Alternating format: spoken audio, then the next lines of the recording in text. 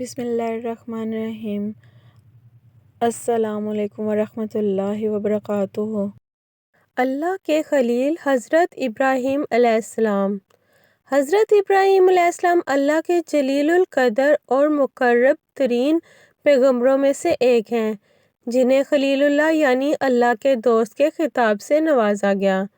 حضرت نوح علیہ السلام کے بعد آپ علیہ السلام وہ پہلے نبی ہیں جنہیں اللہ تعالیٰ نے توحید کی دعوت پھیلانے کے لیے مبعوث فرمایا۔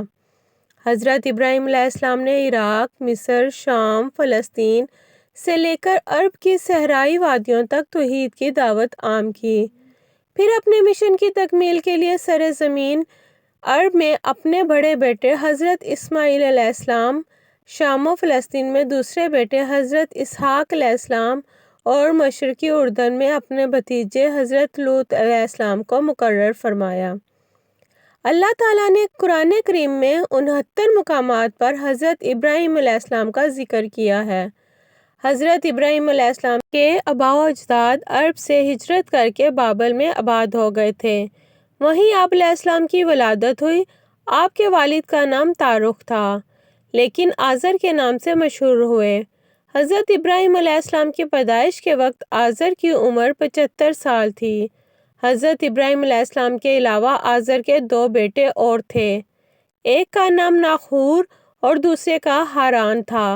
ہاران کا انتقال آزر کی زندگی ہی میں ہو گیا تھا۔ ہاران کا ایک بیٹا تھا جس کا نام لوط تھا۔ لوط علیہ السلام نے باپ کے انتقال کے بعد اپنی زندگی کا بیشتر حصہ چچا حضرت ابراہیم علیہ السلام کے ساتھ گزارا، یہاں تک کہ اللہ رب العزت نے حضرت لوط علیہ السلام کو بھی نبوت سے سرفراز فرمایا۔ حضرت ابراہیم علیہ السلام کے والد آزر کا پیشہ بت تراشی اور بت فروشی تھا۔ بابل پر نمرود کی حکمرانی۔ بابل اور اس کے آس پاس کے علاقوں پر نمرود کی بادشاہی تھی، جو ایک بہت طاقتور، متکبر، جابر اور بت پرست حکمران تھا۔ کہتے ہیں سر پر تاج سب سے پہلے نمرود ہی نے پہنا تھا۔ یہ بزور طاقت رعایا سے اپنی پرستش کروایا کرتا تھا۔ ایک مرتبہ اس نے عجیب و غریب خواب دیکھا کہ آسمان پر ایک بڑا روشن اور خوبصورت ستارہ نمودار ہوا ہے، جس کی روشنی اتنی تیز تھی کہ اس نے آسمان پر چمکتے چاند اور لاکھوں ستاروں کی روشنی کو ماند کر دیا۔ صبح ہوئی تو نمرود نے شہر کے تمام بڑے کاہنوں اور نجومیوں کو دربار میں طلب کر کے اپنا خواب سنایا اور تعبیر مانگی۔ نجومیوں نے تعبیر بتائی کہ اس شہر میں عن قریب ایک ایسا بچہ پیدا ہونے والا ہے جو عظیم بادشاہ کے زوال کا باعث بنے گا اور ہمارے خداؤں کے مقابلے میں ایک خدا اور اس کے دین کا پرچار کرے گا۔ نجومیوں کی اس خبر نے نمرود کو سخت پریشان کر دیا، چنانچہ اس نے فوری حکم جاری کیا کہ جو بھی بچہ پیدا ہو اسے فوری قتل کر دیا جائے۔ بادشاہ کے حکم پر عمل درآمد شروع کر دیا گیا اور بابل کی سرزمین نوزائیدہ بچوں کے خون سے سرخ ہو گئی۔ حضرت ابراہیم علیہ السلام کی ولادت۔ ابھی بادشاہ کے فرمان کو کچھ وقت گزرا تھا کہ حضرت ابراہیم علیہ السلام کی ولادت کا وقت قریب آ گیا۔ آزر اور ان کی بیوی اپنی اولاد کا خون کسی صورت قبول نہ تھا، لہٰذا دونوں نے اسے چھپ کر پالنے کا فیصلہ کر لیا اور بچے کی پیدائش سے پہلے ہی بابل کے پہاڑوں کے درمیان ایک غار تلاش کر لیا۔ حضرت ابراہیم علیہ السلام کی والدہ نے اس غار میں بچے کو جنم دیا اور بچے کو اللہ کے سپرد کر کے گھر واپس آ گئیں۔ والدہ باقاعدگی سے چھپتے چھپاتے غار میں جاتی اور بچے کو دودھ پلا کر واپس آ جاتی۔ کچھ ہی عرصے بعد آپ بڑے ہو گئے تو والدین گھر لے آئے۔ آزر کے بت اور حضرت ابراہیم علیہ السلام۔ حضرت ابراہیم علیہ السلام کو اللہ تعالیٰ نے بچپن ہی سے صراط مستقیم پر رکھا تھا اور اپنا رسول منتخب کر لیا تھا۔ قرآن کریم میں ارشاد باری تعالیٰ ہے، اور ہم نے ابراہیم علیہ السلام کو پہلے ہی ہدایت دے دی تھی اور ہم ان کے حال سے واقف تھے۔ سورہ الانبیاء آیت نمبر 51۔ حضرت ابراہیم علیہ السلام نے والد کو بت تراشتے اور ان کو پوجتے دیکھا تو ان سے سوال کیا، یہ کیا ہے؟ والد نے کہا کہ یہ ہمارے خدا ہیں۔ حضرت ابراہیم علیہ السلام نے تعجب سے کہا، یہ کیسے خدا ہیں کہ جن کو آپ پتھر کے ٹکڑوں سے تراش رہے ہیں؟ ایک دن والد نے انہیں ایک ٹوکرے میں بہت سے بت رکھ کر دیے کہ انہیں بازار جا کر بیچ آؤ۔ والد کے حکم کی تعمیل کرتے ہوئے ٹوکرا لے کر بازار پہنچ گئے اور آواز لگائی، اے لوگو، آؤ اور اپنے خداؤں کو خرید لو جو تم کو نفع پہنچا سکتے ہیں اور نہ نقصان۔ لوگ جمع ہوتے اپنے خداؤں کے بارے میں حضرت ابراہیم علیہ السلام کی گفتگو کو تعجب سے سنتے اور آگے بڑھ جاتے۔ بازار جانے کا یہ سلسلہ کئی دن تک جاری رہا۔ جب ایک بت بھی نہ بکا بلکہ لوگوں نے ابراہیم علیہ السلام کی شکایتوں کے انبار لگا دیے تو آزر نے انہیں بازار بھیجنا بند کر دیا۔ معبود حقیقی کی جستجو اور نظام کائنات پر غور و تدبر۔ اللہ تعالیٰ نے حضرت ابراہیم علیہ السلام کو بچپن ہی میں رشد و ہدایت اور عقل سلیم عطا فرمائی تھی۔ وہ جب چھوٹے تھے تو حیران ہو کر سوچتے تھے کہ اپنے ہاتھوں سے تراشے پتھر کے ٹکڑے ہمارے معبود کیسے ہو سکتے ہیں۔ انہیں اس معبود حقیقی کی تلاش تھی جس نے کل کائنات کو بنایا ہے۔ دن رات اسی جستجو اور فکر میں رہتے۔ پھر باری تعالیٰ نے انہیں کائنات کی کچھ اور چیزوں کا بھی مشاہدہ کروایا۔ قرآن پاک میں ارشاد ہے، اور ہم ابراہیم علیہ السلام کو آسمانوں اور زمین کے عجائبات دکھانے لگے تاکہ وہ خوب یقین کرنے والوں میں سے ہو جائیں، یعنی جب رات نے ان کو پردہ تاریکی سے ڈھانپ لیا تو آسمان میں ایک ستارہ نظر آیا، کہنے لگے یہ میرا پروردگار ہے۔ جب وہ غائب ہو گیا تو کہنے لگے کہ مجھے غائب ہو جانے والے تو پسند نہیں۔ پھر جب چاند کو چمکتے دیکھا تو کہنے لگے یہی میرا پروردگار ہے، لیکن جب وہ بھی چھپ گیا تو بول اٹھے کہ میرا پروردگار مجھے سیدھا راستہ نہیں دکھائے گا تو میں ان لوگوں میں سے ہو جاؤں گا جو بھٹک رہے ہیں۔ پھر جب سورج کو دیکھا کہ وہ آسمان پر جگمگا رہا ہے تو کہنے لگے میرا پروردگار یہ ہے، یہ سب سے بڑا ہے۔ مگر جب وہ غروب ہو گیا تو کہنے لگے لوگوں، جن چیزوں کو تم اللہ کا شریک بناتے ہو میں ان میں سے بیزار ہوں۔ یہ ڈوبنے اور غائب ہونے والے میرے رب نہیں ہو سکتے، وہ کوئی اور ہی ہستی ہے جس نے ان سب کو پیدا کیا ہے، جو کل کائنات کا مالک اور خالق ہے۔ میں نے سب سے یکسو ہو کر اپنی ذات کو اس کی طرف متوجہ کر لیا جس نے آسمانوں اور زمین کو پیدا کیا ہے، میں ان مشرکوں میں سے نہیں ہوں۔ سورہ انعام آیت نمبر 75 سے 79 تک۔ والد سے مناظرہ۔ خلعت نبوت سے سرفراز ہونے کے بعد حضرت ابراہیم علیہ السلام نے سب سے پہلے اپنے والد کو توحید کی دعوت دی۔ اس سلسلے میں ان کا اپنے والد سے کیا مناظرہ ہوا، اسے قرآن پاک کی سورہ مریم میں یوں بیان کیا گیا ہے، اور جب ابراہیم علیہ السلام نے اپنے والد سے کہا کہ ابا، ایسی چیزوں کو کیوں پوچھتے ہو جو سن سکتی ہیں اور نہ دیکھ سکتی ہیں اور نہ ہی آپ کے کچھ کام آ سکتی ہیں؟ ابا، مجھے ایسا علم ملا ہے جو آپ کو نہیں ملا، تو آپ میرے ساتھ ہو جائیے، میں آپ کو سیدھی راہ پر چلا دوں گا۔ اے میرے ابا، شیطان کی پوجا نہ کیجیے، بے شک شیطان اللہ کا نافرمان ہے۔ ابا، مجھے ڈر لگتا ہے کہ آپ کو اللہ کا عذاب نہ آ پکڑے تو آپ شیطان کے ساتھی ہو جائیں گے۔ سورہ مریم آیت نمبر 42 سے 45 تک۔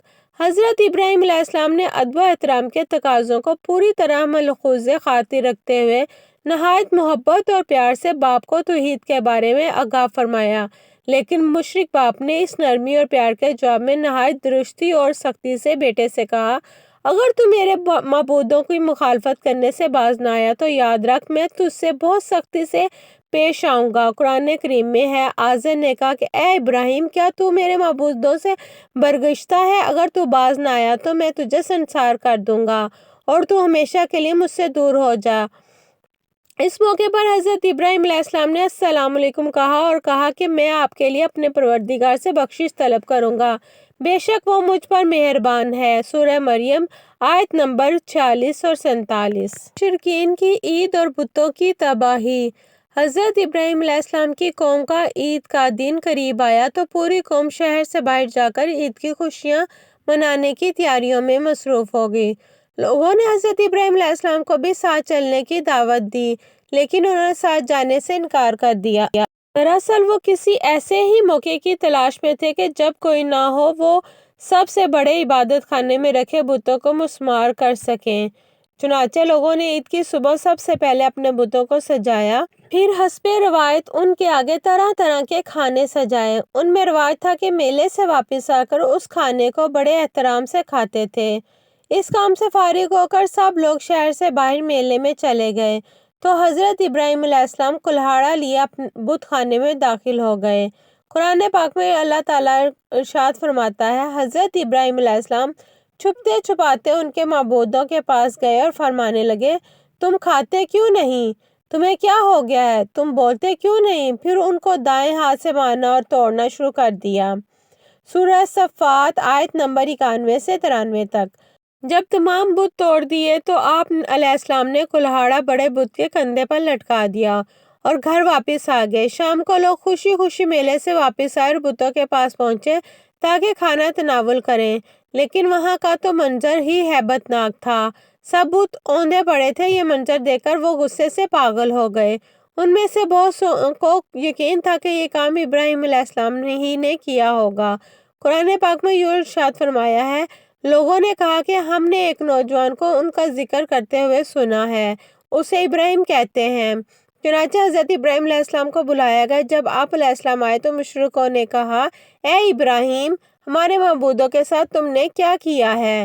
ابراہیم علیہ السلام نے کہا، یہ ان کے بڑے بت نے کیا ہوگا، اگر وہ بولتے ہوں تو ان سے پوچھ لو۔ انہوں نے اپنے دل میں غور کیا تو آپس میں کہنے لگے، بے شک ہم ہی ظالم ہیں۔ پھر شرمندہ ہو کر سر نیچے کر لیا اور بولے، تم جانتے ہو کہ یہ بولتے نہیں ہیں۔ ابراہیم علیہ السلام نے کہا، پھر تم اللہ کو چھوڑ کر کیوں ایسی چیزوں کو پوچھتے ہو جو تمہیں کچھ فائدہ دے سکے اور نہ نقصان؟ توف ہے تم پر اور ان جن کو تم اللہ کے سوا پوچھتے ہو ان پر، کیا تم عقل نہیں رکھتے؟ سورہ انبیاء آیت نمبر 60 سے 67 تک۔ بے خطر کود پڑا آتش نمرود میں عشق۔ بتوں کو توڑنے کا عمل نمرود اور اس کی قوم کے نزدیک ناقابل معافی جرم تھا، لہٰذا انہوں نے فیصلہ کیا حضرت ابراہیم علیہ السلام کو اتنی سخت اور عبرتناک سزا دی جائے کہ آئندہ کسی کو بتوں کی بے حرمتی کی ہمت نہ ہو۔ چنانچہ نمرود کے حکم پر خندق کھودی گئی۔ پھر قوم کے ہر فرد نے اس کام کو مقدس سمجھتے ہوئے اس میں لکڑیاں جمع کرنی شروع کیں، یہاں تک کہ اگر کسی کا کوئی کام رکا ہوا ہوتا تو اس نے منت مانگی کہ کام ہو جائے تو ابراہیم علیہ السلام کو جلانے کے لیے لکڑی کا گٹھا دوں گا۔ خندق کے بھر جانے کے بعد اس میں آگ روشن کر دی گئی۔ پھر ایک منجنیق بنائی گئی جس کے ذریعے حضرت ابراہیم علیہ السلام کو رسیوں سے جکڑ کر آگ میں پھینک دیا گیا۔ اس موقع پر حضرت ابراہیم علیہ السلام نے کہا، ہمیں اللہ ہی کافی اور وہی بہترین کارساز ہے۔ بخاری شریف۔ حضرت ابن عباس رضی اللہ تعالیٰ عنہ اور سعید بن جبیر رحمۃ اللہ سے مروی ہے کہ اس وقت بارش والا فرشتہ اضطراب اور پریشانی کے عالم میں کہہ رہا تھا کہ کب مجھے حکم ملے اور بارش برساؤں، لیکن اللہ کا حکم بلا واسطے کے زیادہ تیز تھا، یعنی اللہ نے خود ہی آگ کو حکم فرما دیا۔ قصص الانبیاء ابن کثیر۔ آگ گل و گلزار بن گئی۔ قرآن کریم میں ارشاد باری تعالیٰ ہے، ہم نے کہا، اے آگ، ابراہیم پر ٹھنڈی اور سلامتی والی ہو جا۔ سورہ انبیاء آیت نمبر 69۔ مروی ہے کہ حضرت جبرائیل علیہ السلام حضرت ابراہیم علیہ السلام کے ساتھ تھے اور آپ علیہ السلام کی جبینِ عطر پیشانی سے پسینہ پونچھ رہے تھے اور اس پسینے کے علاوہ انہیں اور کوئی تکلیف نہیں پہنچی۔